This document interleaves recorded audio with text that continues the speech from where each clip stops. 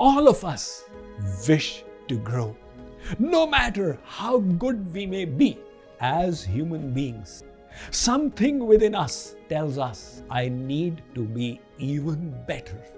A better husband, a better wife, a better worker, a better boss. If we wish to accomplish anything of value in our life, we will have to ensure that we do not allow our lower nature the liberty to manifest itself.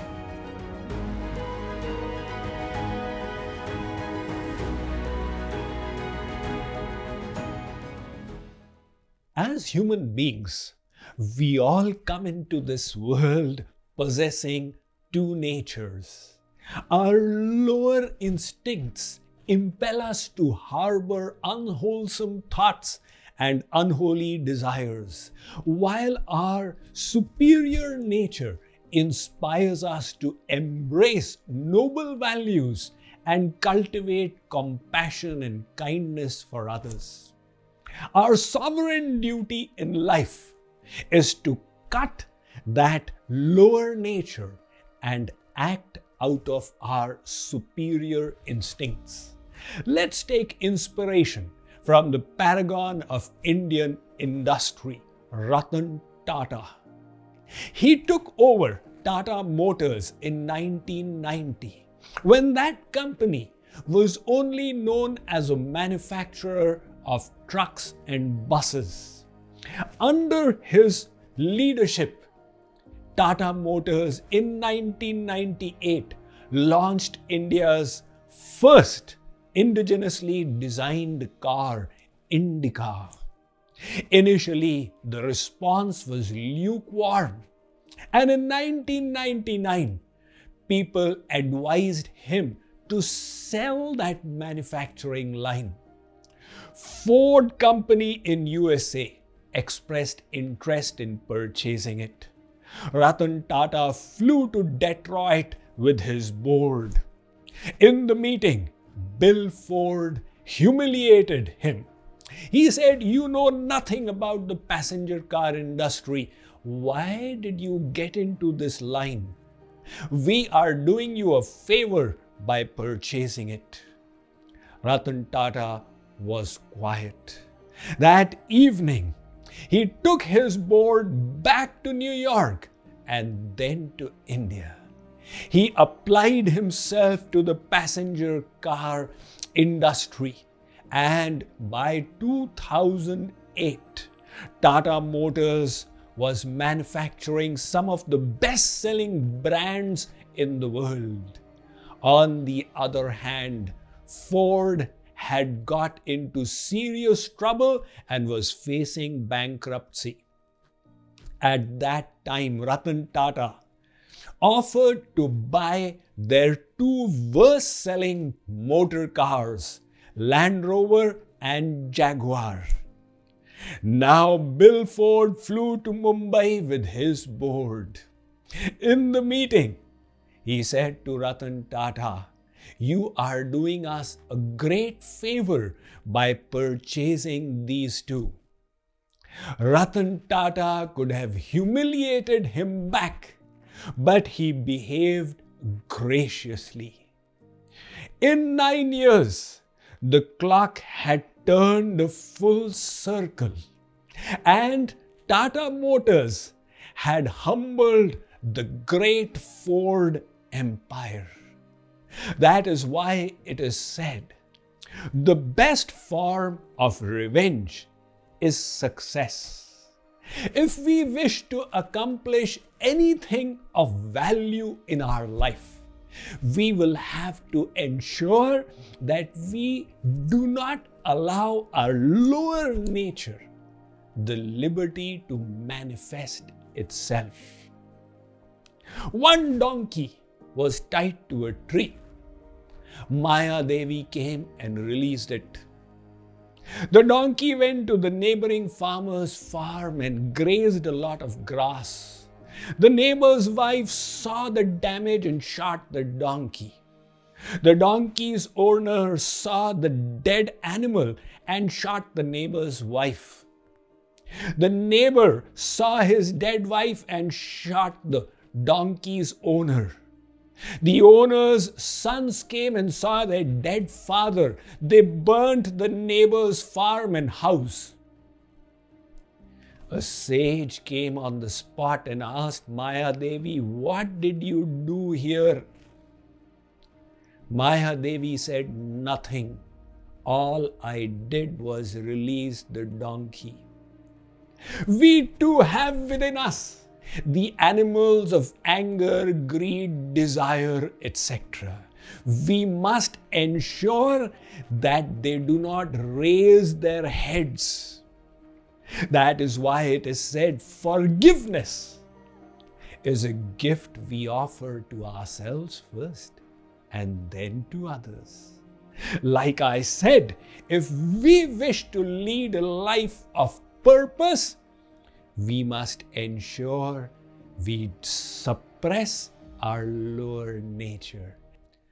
Around us, we witness nature incubating carbon in the crust of the earth over billions of years and transforming it into diamonds. In a shorter time span, grass is grazed by cows, transformed into milk in their bodies, which is then extracted and turned into yogurt.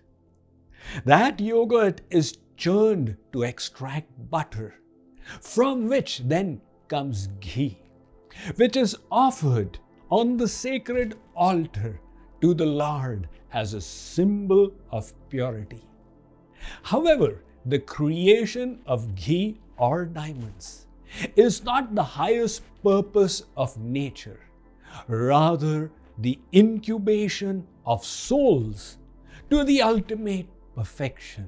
For that purpose, we have been given a brain that is infinitely teachable.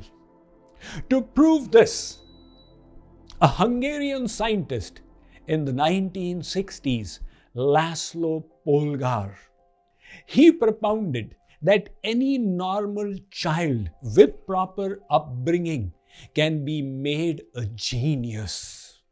At that time, he was wooing a lady called Clara. He said to her, "I will marry on the condition that we will make our children geniuses."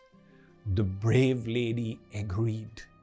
After marriage, they were blessed with 3 daughters. They pondered which field should they choose for training their children. They considered mathematics and science because these were held in high esteem in the communist bloc Eastern Europe as a way of showing supremacy over the so-called decadent West. Finally, they narrowed down to chess because proficiency in it was easily quantifiable.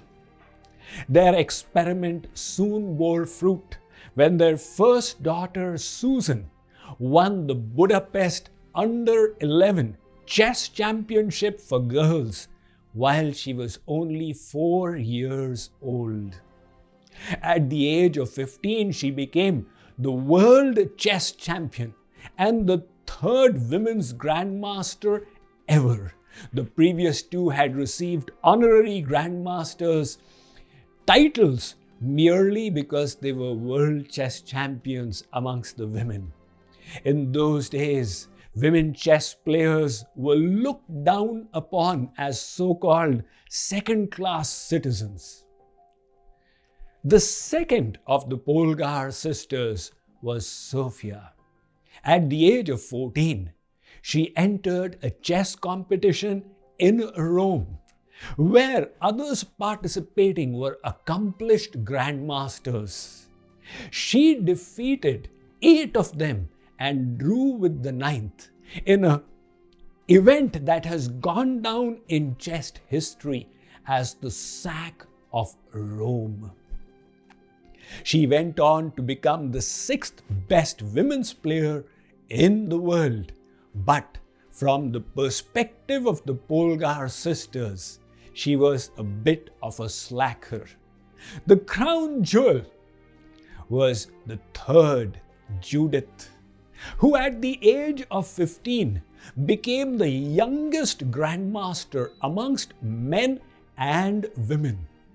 At one time, she was the 8th best player amongst men and women together.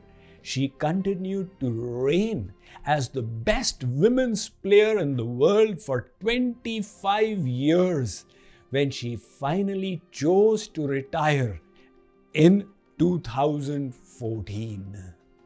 The experiment of Laszlo and Clara Polgar had proved a success, that this brain has been so endowed with immense capacity for growth. All of us wish to grow. No matter how good we may be as human beings, something within us tells us, I need to be even better. A better husband, a better wife, a better worker, a better boss. The same urge is experienced in our works. We may have accomplished much, but an inner urge says, I should do something even more meaningful and even more productive. Where has this urge come from? The Vedas say, from God Himself. A name for that supreme divine entity is Brahma. This word Brahma has two definitions: Vrihatvad Brahma, Vringhanatvad Brahma. Brahma is He who is infinitely big, because He upholds innumerable universes within His being. However, there's a second, lesser known definition of Brahma. Vringhanatvad Brahma, He who makes others big. God is perfect and complete, and He wishes all His tiny little parts, us souls, to also reach that ultimate perfection.